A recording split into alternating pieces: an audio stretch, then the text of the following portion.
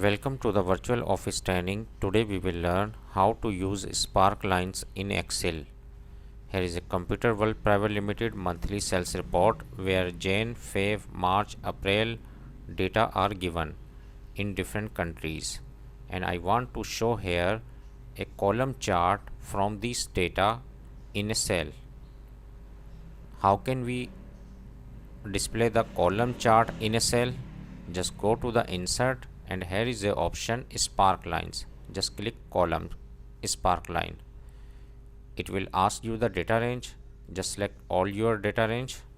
This is our data range, and in location range this is a location range where I want to display the column chart, and just click OK. It will display the column chart from this data, and just drag it to the bottom.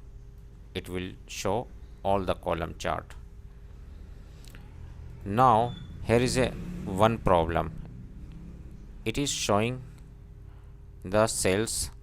You can see here 10, and in Feb 32 cells, in March 87 cells, in April 90 cells, but in second line the 40 cell look like a 10 because it is showing these data according to this row, but I want to show the column chart regarding all the data. For this purpose I can use another option. Just click column chart and go to the design.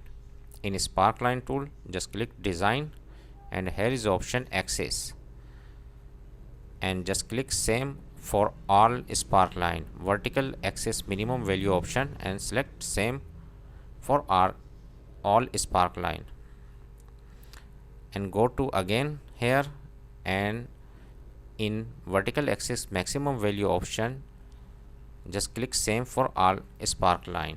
Now you can see here in March second row 40 cell is this, and it is showing data regarding all the cells, but I want to show low cells in different color. How can we display these? Just go to the design, and here is the option low point. Just click here. It is showing low cells in red color.